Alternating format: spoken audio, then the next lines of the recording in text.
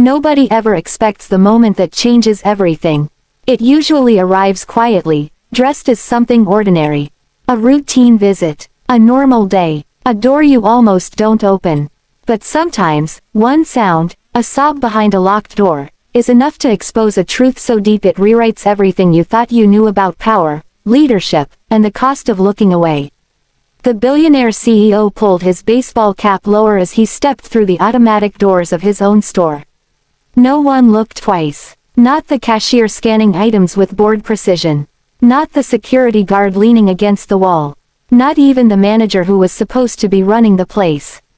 To them, Marcus Thompson was just another customer, another face in the crowd. That anonymity was exactly why he was here. He'd come undercover, driven by a quiet unease he couldn't shake. Corporate reports painted this location as flawless, perfect employee satisfaction, zero complaints, efficiency through the roof. On paper, it was a model store. But paper had a way of lying. What Marcus didn't expect was the sound that stopped him cold halfway down the main aisle. Desperate crying echoed from the employee restroom. Not muffled, not discreet. Raw, uncontrolled. The kind of sobbing that comes from someone whose world is collapsing all at once. Marcus felt a chill crawl up his spine. He followed the sound, each step heavier than the last. Under the restroom door, a silver name badge lay abandoned on wet tile, glinting under the harsh fluorescent lights. Maria Santos, custodial staff. The crying wasn't just sadness. It was fear, panic, the sound of someone running out of time. Marcus's blood ran cold. 3 months ago, this store had sent glowing internal surveys to headquarters. Happy workers, strong leadership, no issues. Yet the woman crying behind that door told a very different story. As Marcus stood frozen in the sterile hallway, one terrifying question burned through his mind. If this was happening in his own company, under his own nose, what else had he missed? What he was about to uncover would be worse than anything he imagined, and it would force him to confront the true cost of leadership when no one is watching. He knocked gently on the restroom door. "Excuse me," he said quietly. "Are you okay in there?" The sobbing stopped instantly. Silence. Then shuffling. A long pause. I'm fine," a voice answered, thin and unconvincing. "Just give me a minute." It wasn't fine. Not even close. When the door finally opened, Marcus saw a petite Latina woman in her early 40s. Her custodial uniform was wrinkled, her eyes red and swollen. She bent quickly to grab her fallen badge, but her hands shook so badly it slipped from her fingers twice. "I'm sorry," she whispered, not meeting his gaze. "I shouldn't be, I need to get back to work." Marcus studied her more closely. Her hands were cracked raw from cleaning chemicals. Dark circles etched permanent shadows beneath her eyes, the kind that came from years of exhaustion, not a bad night's sleep. But what caught his attention most was the way she flinched when footsteps passed nearby. "You don't look fine," Marcus said gently. "I'm Mike. Just started today." Maria hesitated, measuring him. After a moment, her shoulders sagged as if holding everything in had finally become impossible. "Everything's falling apart," she admitted. "My daughter, Sophia, needs surgery. Her heart condition is getting worse. I can't afford." She stopped herself, shaking her head. "I'm sorry. You don't need to hear this." "How long have you worked here?" Marcus asked. 3 years. Never late. Never missed a day. She gestured toward the scheduling board. Marcus followed her gaze and felt his stomach drop. The board was chaos, crossed out shifts, handwritten changes, hours slashed and rearranged without warning. Maria's name appeared sporadically, 20 hours one week, 35 the next, then 15. No consistency, no stability. "They keep cutting my hours," she said quietly. "Mr. Miller says it's corporate policy." Marcus clenched his jaw. He knew corporate policy. This wasn't it. Full-time employees were guaranteed consistent schedules. This looked deliberate. "And the health insurance?" Marcus asked. Maria's voice cracked. "He said I don't qualify because my hours aren't regular." The pieces clicked into place, each one heavier than the last. "There are others," she whispered. "Tommy in electronics. Sarah in cosmetics. If we complain, Mr. Miller says there are plenty of people who'd be happy to take our jobs. Brad Miller. The name echoed in Marcus's mind. Regional manager. Stellar reviews. No red flags. Or at least none that reached the top. I need this job, Maria said, pinning her badge back on with trembling hands. My daughter, she's only 8. She couldn't finish. As she walked away, Marcus noticed her slight limp. Years on concrete floors without proper support. Another policy ignored. Marcus stood alone, staring at the board. Every crossed-out shift represented a family barely surviving. He'd built Thompson Enterprises on the belief that good companies protect their people. Somewhere between policy and reality, that promise had rotted. The next morning, Marcus watched from the break room as Maria clocked in at 6 a.m. She moved carefully, favoring one leg, but her posture was determined. At 6:47, Brad Miller emerged from his office. Mid-30s, perfect hair, the swagger of a man drunk on authority. Santos, Brad barked. Maria stiffened. Yes, Mr. Miller. This floor is still dirty. What have you been doing for the past hour? The tiles gleamed. Maria nodded anyway. I'll redo it. Maybe try actually working instead of feeling sorry for yourself. Brad gestured sharply. My office. Now. Marcus stayed seated, fists clenched. In the office, Brad remained seated while Maria stood. A deliberate imbalance. Through the glass, Marcus saw her shrink under his gaze. Tommy Chen slipped into the break room beside Marcus. Third time this week, Tommy muttered. Same speech. We're lucky to be here. People like us. He paused. Immigrants. Single parents. People who can't quit. Brad pulled out Maria's timesheet and slashed through hours with a red pen. He's cutting her time again, Tommy whispered. Last week he docked Sarah for excessive bathroom breaks. She's pregnant. Marcus quietly started recording. If you can't handle the workload, Brad's voice carried, maybe this isn't the right place for you. I just need consistent hours, Maria pleaded. Your personal problems aren't my concern, Brad snapped. Now you're down to 12 hours next week. Maria nodded silently. When she exited, she held her head high, but Marcus had seen everything. That night, Marcus reviewed employment records. 60% turnover. Voluntary resignations. Brad's numbers were stellar. Labor costs down. No complaints. The truth was sickeningly clear. Marcus created a deeper cover. Mike Henderson. Desperate. Exploitable. The next day, Brad hired him without hesitation. I reward loyalty, Brad said. Troublemakers don't last. That night, Marcus clocked in. Maria eyed him cautiously. Stick close, she warned. Night shift is when he's worst. She was right. Supplies rationed. Unsafe conditions. Docked pay for. Inefficiency. Then Brad announced one-person night custodial. Impossible. In the early hours, Marcus saw Brad stealing hours, rerouting them to a fake employee. Then he changed Maria's status to part-time. Marcus recorded everything. By dawn, his body ached, but his resolve was unbreakable. This wasn't just corruption. It was cruelty with intent. And Marcus knew now, this story was only beginning. Part 2. By the time dawn crept through the high front windows, Marcus understood something he hadn't fully grasped before. This wasn't just one bad manager abusing his authority. This was a system that rewarded cruelty as long as the numbers looked good. And for the first time in years, the weight of that realization sat squarely on his shoulders.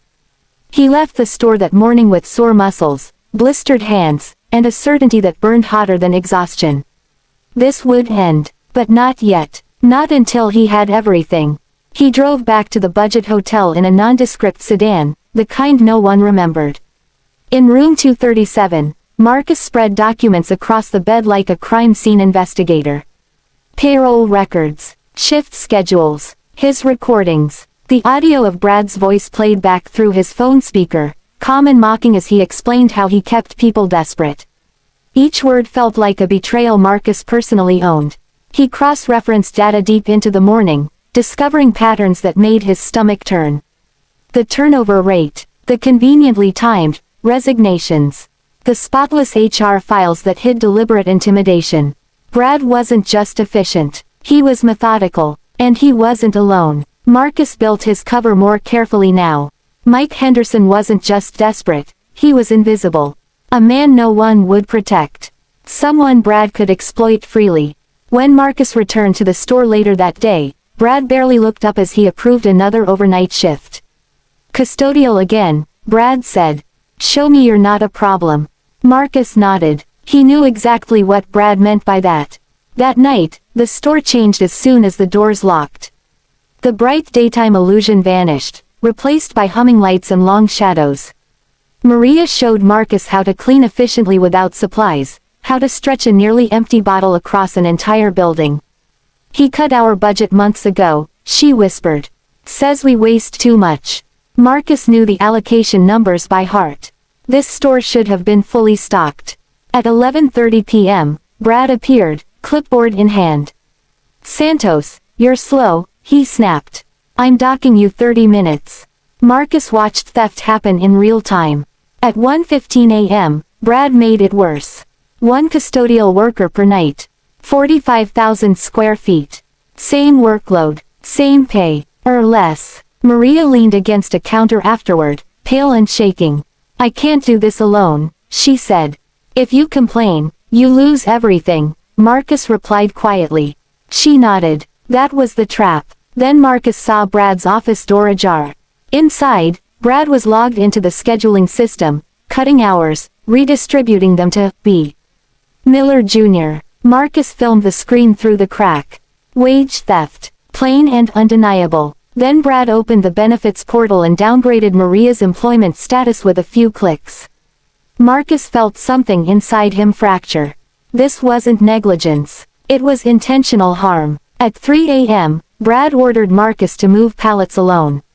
Hundreds of pounds. Marcus did it. Every box felt like a promise. He would end this. At 5:30 a.m., Marcus got the final piece. Brad's phone rang with its distinctive tone. Marcus hid near the supply closet and recorded everything.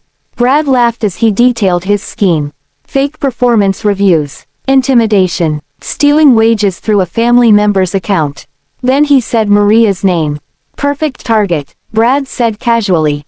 Single mother. Needs insurance. She'll take anything. That was it. The confession. Marcus had what he needed. At 6 a.m., Brad praised their work like nothing had happened. Maria could barely stand. Marcus watched her limp to her car, knowing she'd be back in hours. He didn't sleep. By morning, the file was airtight. Recordings, screenshots, financial trails. By 1:45 p.m., Marcus returned to the store one last time as Mike Henderson. Maria sat in the break room forcing down a sandwich, pale and nauseous. Sophia's surgery got moved up, she whispered. I can't miss work. Marcus nodded. You won't have to. At 2 p.m., Brad gathered the staff for inventory training. 15 employees stood in a semicircle, worn down but attentive. Brad announced illegal wage deductions with a grin. Then targeted Maria directly. Marcus stepped forward. Actually, Brad, there's something unfair here. He played the recording. Brad's voice filled the store. Boasting, threatening, laughing. Panic spread across Brad's face. You recorded me illegally, he shouted. One-party consent, Marcus replied calmly. Then he pulled out the gold badge. CEO. The silence was absolute. You're finished, Marcus said. Security entered. Brad protested, threatened. It didn't matter. As he was escorted out, Marcus addressed the employees. This ends now. HR arrived within minutes. Files were audited, wages restored, benefits activated. When Maria learned her daughter's surgery would be covered, she collapsed into tears. Marcus caught her. You're safe, he said. Then he made changes no one expected. Paid leave, promotions. And finally, he turned to Maria. I want you to manage this store. Shock. Disbelief. I'll train you, Marcus said. You already know how to lead. The fear in the room lifted, replaced by something unfamiliar. Hope. For the first time in years, these employees weren't just surviving. They were seen. Part 3. The silence after Brad Miller was escorted out of the store lingered longer than anyone expected.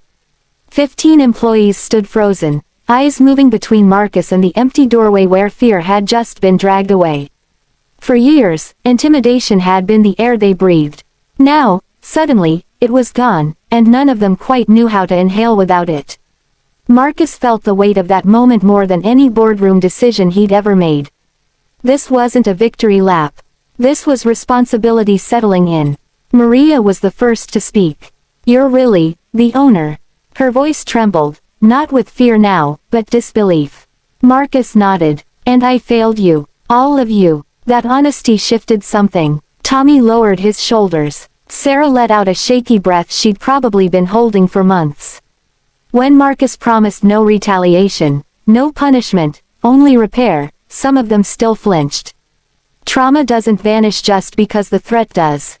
But then Rebecca Chen and her HR team arrived, laptops open, sleeves rolled up.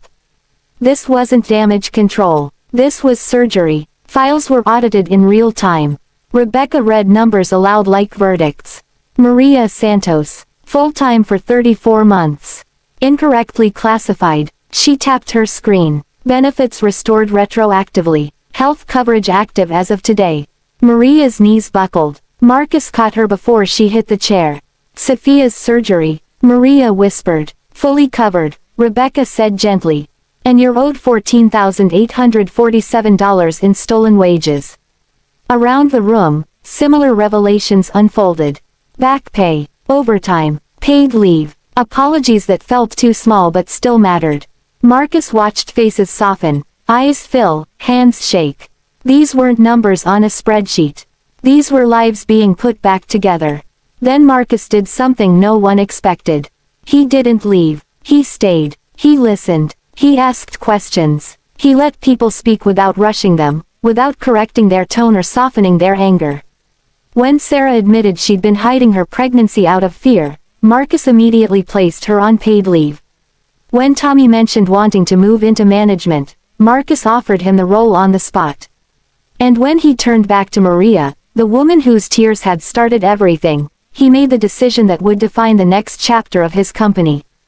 "I want you to manage this store." Maria tried to refuse. She said she was just a cleaner. Marcus told her the truth. "You've been leading without authority for years. Now I'm giving you the title to match the work you've already done." The room erupted, not with applause, but something quieter and deeper. Relief. 3 weeks later, Marcus returned.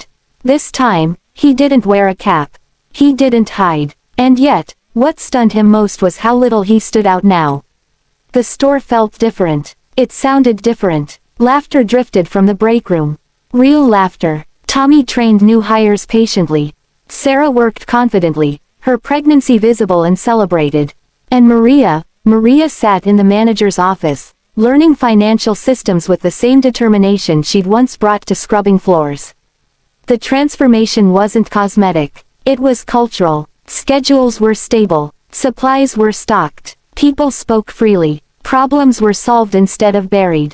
Maria showed Marcus a chart tracking employee satisfaction.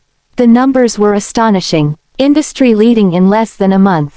"People have ideas when they're not afraid," she said simply. Then she shared something bigger. Stories from other retail workers. Other companies. Same abuse. Same playbook. "We can change more than just this store," Maria said. "We can change the standard." Marcus listened, pride swelling in his chest. He gave her the green light to design an industry-wide worker-verified certification. Accountability driven by employees themselves. It was bold, risky, necessary. 6 months later, Marcus stood on a national stage telling the story he'd once wished wasn't true. He spoke about profit, about failure, about hearing someone cry in a bathroom and choosing not to walk away. The audience didn't shift. They didn't check their phones. They listened. When Marcus showed Maria's journey, from custodial uniform to store manager, something changed in that room. This wasn't theory. It was proof. Profits were up. Satisfaction was up. Loyalty had skyrocketed. Treating people like humans worked. After the applause faded, executives approached him quietly. "Where do I start?" they asked. Marcus gave the same answer every time. "Listen." That night, he called the store. Maria answered. Sophia's surgery had been a success. She was healing, running, laughing, a life no longer measured in hours cut or benefits denied. When Maria mentioned a call from another abused worker at a different company, Marcus didn't hesitate. "Help her," he said. "That's what leadership is." Later, alone in his office, Marcus looked out at the city. Somewhere, someone was crying behind a door, hoping someone would notice. He couldn't save everyone, but he could make damn sure his company never looked away again. The solution, he'd learned, wasn't complex. It was human. Knock on the door. Ask the question. And when you hear the answer, act.